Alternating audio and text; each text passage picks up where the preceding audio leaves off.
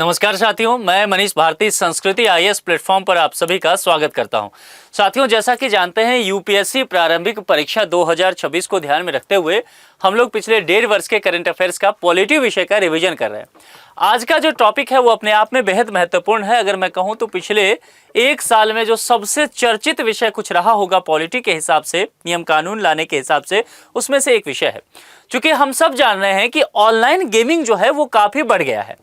आपने ऐड भी सुना होगा, आईपीएल के समय में जो क्रिकेट का मैच होता है, इंडियन प्रीमियर लीग, उसके दौरान काफी देखने को मिलता है जिसमें सभी प्लेयर ऐड करते हुए नजर आते हैं कि ये काम मैं कर लेता हूं, तुम जाओ ड्रीम 11 पर टीम बनाओ। ये सुना है ना, ये ऐड। तो ये ड्रीम 11 वाला मसला क्या है, इसमें पैसा लगता है। बहुत सारे लोग पैसा लगाते थे, टीम बनाते थे, पैसा जीतते भी थे, पैसा हार भी जाते थे। अब इन तमाम चीजों को देखते हुए सरकार ने एक ठोस निर्णय लिया और उन्हीं सब चीजों को देखते हुए ये यहाँ पर जो है अधिनियम लाया गया 2025 में। तो ध्यान रखिएगा, इसीलिए मैंने कहा चर्चा में काफी रहा। मैंने देखा है कि यूपीएससी प्रीवियस ईयर अगर 3-4 साल का आप उठा ले, केवल 3-4 साल का ही, तो आप देखेंगे क्रिकेट से, स्पोर्ट्स से सीधे प्रश्न पूछा गया है। अब ये हिंट है, यूपीएससी का पिछला आप 10 साल देख लें तो शायद ही आपको स्पोर्ट्स से कोई प्रश्न दिखेगा, लेकिन पिछला 3-4 साल में ये पैटर्न थोड़ा सा बदला है, सीधे तौर पर क्रिकेट से प्रश्न आए हैं। तो कुल मिलाकर के ये ऑनलाइन गेमिंग का जो है, यहां पर हो सकता है ना कि हमेशा स्पोर्ट्स से डायरेक्ट यूपीएससी प्रश्न नहीं देगी, लेकिन गेमिंग आ गया तो पॉलिटी का भी विषय हो गया है ना, गेमिंग भी हो गया, करंट अफेयर्स भी हो गया। तो मल्टी डायमेंशनल अप्रोच यहां पर हो गया और यूपीएससी का फेवरेट जोन होता है ऐसा, जो अलग अलग विषयों को टच करे वो टॉपिक आ जाता है। ठीक है, देखिए, ऑनलाइन गेमिंग का संवर्धन और विनियमन अधिनियम 2025, इस पर जरा विस्तार से चर्चा करते हैं। ठीक है, ऑनलाइन गेमिंग का संवर्धन और विनियमन विधेयक 2025 पारित कर दिया गया। कहां से पारित किया गया? जाहिर सी बात, संसद से ही पारित किया जाएगा। अब इस कानून की सबसे बड़ी चर्चा का कारण है कि इसके तहत ऑनलाइन मनी गेम्स जो है वो पूरी तरह से क्या किया जाएगा, रोक लगा दिया जाएगा। ऑनलाइन मनी गेम्स, अब जैसे ड्रीम 11 का मसला था, वो क्या था? ऑनलाइन मनी गेम्स ही तो था। आप ऑनलाइन एक गेम खेलते थे बस, है ना, कुछ प्लेयर सेलेक्ट करते थे, अपनी एक टीम बनाते थे, यानी कि आप ये देखते थे कि उस दिन अगर मान लेते हैं आरसीबी और सीएसके के बीच मैच चल रहा हो, तो आप ये देखते थे कि आरसीबी के आज प्लेइंग 11 कौन है, सीएसके का प्लेइंग 11 कौन है, दोनों को मिक्स करके आप अपनी एक टीम बनाते थे, कुछ पैसा लगाते थे, उस पैसा के आधार पर आपको कुछ रिटर्न भी मिल जाता था, या बहुत सारे लोग पैसा हार जाते थे, डूब भी जाता था। तो इसमें जो व्यावसायिक तौर पर ये जो काम हो रहा है, इसी को ऑनलाइन मनी गेम्स कहा जाता है। इस पर पूरी तरह से ये अधिनियम ला करके क्या कर दिया गया, रोक लगा दिया गया। क्लियर है? अन्य प्रकार के जो ऑनलाइन गेम्स हैं, अब देखिए अन्य प्रकार के ऑनलाइन गेम्स कहने का क्या तात्पर्य हुआ, क्योंकि यहां पर ऑनलाइन मनी गेम्स में क्या हुआ, पैसा लग रहा है, आप कमा रहे हैं, हार रहे हैं। बहुत सारे ऐसे गेम्स हैं ना जिस पर पैसा लगाने की जरूरत नहीं है, केवल आप मनोरंजन के दृष्टिकोण से करते हैं। याद है 90s के जो लोग होंगे बचपन में वो करते होंगे, वो सांप वाला, है ना, एक इस तरह नोकिया का मोबाइल होता था, इस तरह से एक यहाँ पर था और ये सांप आता था, इसको ऐसे खा जाता था, फिर ये यहाँ आ जाता था, फिर ये सांप बढ़ के यहाँ आता था, खाता था। याद है? आजकल इसमें बहुत सारे एडवांस गेम्स आ गया है ऑनलाइन। तो कुल मिलाकर के ये क्या है, अन्य प्रकार के ऑनलाइन गेम्स है। जो खेल तो है, ऑनलाइन उपलब्ध है, लेकिन ये मनी गेम्स नहीं है। बस ये ध्यान रखिएगा, क्योंकि यूपीएससी में प्रश्न आता है तो भाषा ऐसे ही उलझाया जाएगा आपको, तो ये पता होना चाहिए। अभी आपको लग रहा हो ये बहुत आसान चीज है, लेकिन वो कयामत का दिन जो आएगा 2 घंटे का ना, ऐसी भाषा उलझा देगा यूपीएससी कि आप यही भूल जाएंगे कि ये गेम्स का प्रकार क्या होता है। ठीक है, तो यहां पर क्या है कि अन्य प्रकार के जो ऑनलाइन गेम्स हैं उसको क्या करना है, देखिए, बढ़ावा देने और उन्हें क्या है, विनियमित करने के लिए क्या किया गया, स्पष्ट प्रावधान। अब 2 बातें हैं, ऑनलाइन मनी गेम्स जो है इसको बढ़ावा नहीं देना है, खत्म करना है, और अन्य जो ऑनलाइन गेम्स है इसको क्या करना है, बढ़ावा देना है, लेकिन साथ में क्या करना है, रेगुलेट करना है सही से। इन सब चीजों के लिए यहां पर ऑनलाइन गेमिंग का संवर्धन विनियमन विधेयक 2025 लाया गया। इसके अंतर्गत तमाम चीजें स्पष्ट प्रावधान कर दिया गया। क्लियर है, चीजें समझ में आ गया? यहां से कोई भी स्टेटमेंट कैसे भी बना करके दे आप कर ले जाएंगे। अब चलिए जरा इसके कानूनी ढांचा पर, इसका जो डिजिटल व्यवस्था है वो कैसा किया जा रहा है, और सबसे महत्वपूर्ण जहां से मुझे लगता है प्रश्न आने के चांसेस रहेगा कि इसकी संवैधानिक प्रावधान प्रावधान क्या है, प्रक्रिया किस तरह से आगे बढ़ेगा। देखिए कानूनी ढांचा समझ लेते हैं। सबसे पहले ये जो अधिनियम आया है ऑनलाइन गेमिंग के क्षेत्र के लिए, यह जो है एक मजबूत कानूनी फ्रेमवर्क तैयार करेगा। किसके लिए? तो यहां पर ऑनलाइन गेमिंग एरिया के लिए। अब इसका उद्देश्य क्या है, मोटो क्या है, यहां से प्रश्न बन सकता है कि ये बता दीजिए कि ये जो आपको अधिनियम दिख रहा है इसका मोटो क्या है। मोटो है इनोवेशन और आर्थिक समृद्धि को प्रोत्साहन करना। हम चाह रहे हैं गेमिंग के दुनिया में हम इनोवेशन तो करें, हम जो है इकोनॉमिकल ग्रोथ इसके आधार पर भी करें, है ना। बस ऐसा ना हो कि सट्टेबाजी ना शुरू हो जाए। सुरक्षित डिजिटल व्यवस्था भी हम चाह रहे हैं, क्योंकि हमने क्या कहा, रेगुलेशन की भी बात की गई इसमें, है ना। हमने कहा कि ऑनलाइन गेमिंग को हमें बढ़ावा भी देना है और जो ऑनलाइन गेमिंग है मनी गेम को छोड़ करके उसका क्या करना है, एक तरह से उसको संवर्धन भी करना है, उसको रेगुलेट भी करना है। तो रेगुलेशन भी एक पोर्शन है।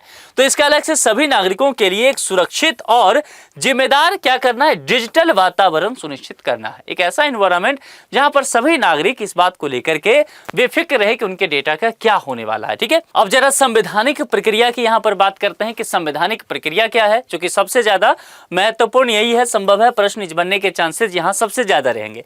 देखिए भारत के संविधान के अनुच्छेद 117(1) और 117(3) के तहत जो है इसे वित्त विधेयक के रूप में डिफाइंड किया जा रहा है। वित्त विधेयक कहने का तात्पर्य यहां पर हो जाता है फाइनेंस बिल को लेकर के चर्चा की गई है। उसके आधार पर राष्ट्रपति की अनुमति से लेकर के इसे क्या पार्लियामेंट में पेश किया गया था। तो कुल मिलाकर के यहां पर देखेंगे वो फाइनेंस बिल की चर्चा आ गई है। तो यहां पर इससे पहले भी प्रश्न पूछा जा चुका है यूपीएससी में। अगर आप पीवाईक्यू जाकर के देखें तो आपको money bill versus finance bill पूछा गया है। ठीक है, तो कुल मिलाकर के आप लोगों से यह उम्मीद की जाती है कि आप क्या करना है, फाइनेंस बिल, वित्त विधेयक और धन विधेयक, जिसको मनी बिल को हिंदी में कहते हैं धन विधेयक, इसके विषय में ठीक से पढ़ लीजिए। और आप मुझे बताइए ज्यादा क्या पूछा जाता है, धन विधेयक पूछा जाता है, मनी बिल पूछा जाता है।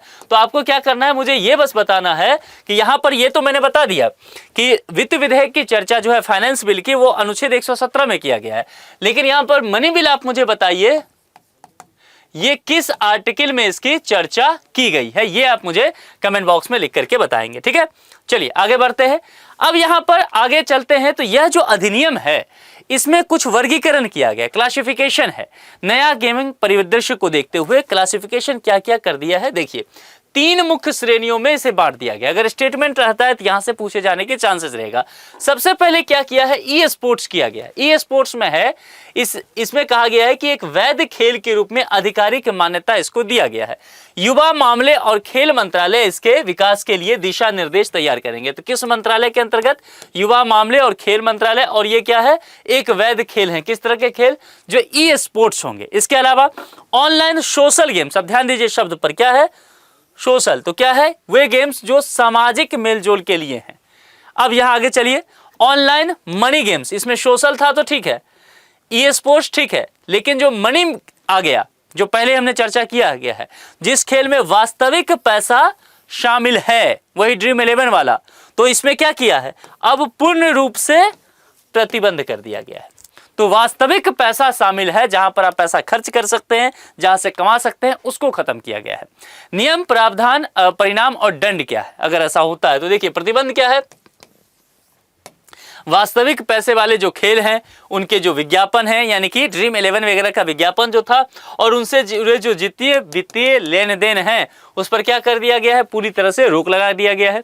इन तमाम चीजों को लेकर के कठोर सजा की व्यवस्था भी की गई है। यदि मनी गेम्स आप खेलते हुए पाए जाते हैं, इस तरह के कोई ऐप्स वगैरह बनता है, कोई सर्विस दी जाती है, तो 3 वर्ष तक की क्या हो सकता है, कैद हो सकता है, 1 करोड़ तक का क्या हो सकता है, जुर्माना हो सकता है। ठीक है, ये ध्यान रखना है, इसलिए बहुत इंपॉर्टेंट है। और राष्ट्रीय प्राधिकरण को लेकर के व्यवस्था किया गया है। एक राष्ट्रीय ऑनलाइन गेमिंग प्राधिकरण का गठन किया जाएगा जो प्लेटफॉर्म का पंजीकरण करेगा, जो गेमिंग वाले ये सर्विस देने वाले हैं। इसके अलावा खेलों को वर्गीकृत करेगा, ये जो अलग अलग कैटेगरी 3 मैंने बताया, और जो शिकायत आएगा उसका निवारण करने का काम करेगा। क्षेत्राधिकार क्या है, ये नियम भारत के भीतर, ध्यान दीजिएगा, एरिया, ठीक है, क्षेत्राधिकार कहां तक ये कानून लागू हो सकता है, तो भारत के भीतर दी जाने वाली जो सर्विसेज हैं, देश के बाहर से भी संचालित होने वाली उन सेवाओं को भी लागू होगा जो भारतीय उपयोगकर्ता को लक्षित करता है। मान लीजिए आप कह सकते हैं कि ड्रीम 11 चलिए यहाँ का खत्म हो गया, कल को इंस्टाग्राम इस तरह का कोई खेल ला दे तो भारतीय उपयोगकर्ता को क्या किया, प्रभावित किया, तो वो बैन हो जाएगा। ठीक है, इसीलिए इंस्टाग्राम इस तरह का कोई खेल लाना नहीं चाहेगा, है ना, नहीं तो बैन करना पड़ेगा, इस नियम के आधार पर हो जाएगा। अब देखिए, खतरों से निपटने के लिए कुछ अन्य कानूनी प्रावधान भी किया गया है, कुछ एक्ट वगैरह है, समझिए।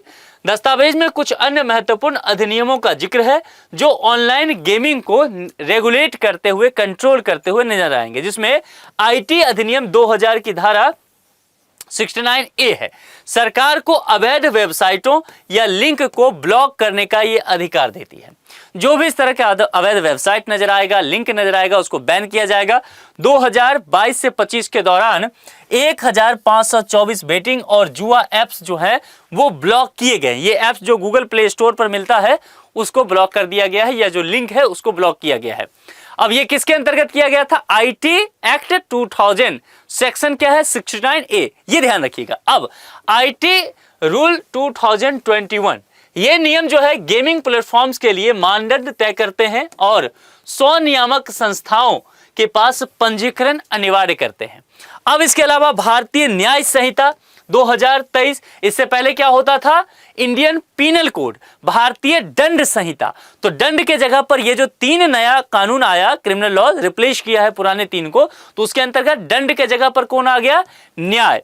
तो यहां पर भारतीय दंड संहिता को रिप्लेस करते हुए भारतीय न्याय संहिता कब आया? 2023 में। अब उसका सेक्शन 121 और उसका 111 और 112 सेक्शन अगर देखेंगे तो अवैध आर्थिक गतिविधियों, इसके अलावा चूंकि ये ऑनलाइन होगा तो साइबर फ्रॉड हो सकता है, और बिना अनुमति के जो जुए और बेटिंग वाले होंगे उनको दंडित करने की व्यवस्था की गई है।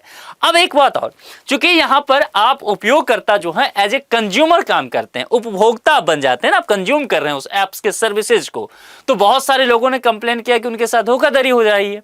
तो उनको संरक्षण करने के लिए उपभोक्ता संरक्षण अधिनियम 2019 भी इसके तहत आएगा। यह क्या करेगा?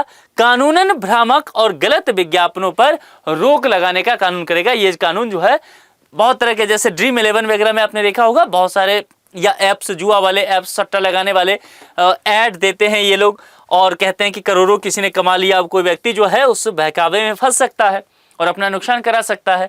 तो इस तरह का जो भ्रामक विज्ञापन करने वाला होगा, कंज्यूमर को फंसाने वाला, उस पर भी बैन लगाने की बात ये कहता है। तो कुल मिलाकर के ध्यान दीजिए, ये टॉपिक जो है ना गेमिंग वाला, ये कई बार आप स्किप कर देंगे, आप नहीं पढ़ेंगे, आप कहेंगे पॉलिटी में तो एक से एक टॉपिक है, उस पर ज्यादा फोकस किया जाए, लेकिन ये आपके लिए मुश्किल हो जाएगा। तो यहां पर सही से तैयारी करते हुए इस टॉपिक को अच्छे से तैयार कर लीजिए। आज के लिए इतना है। जुड़ने के लिए आप सभी का बहुत बहुत शुक्रिया। Thank you so much.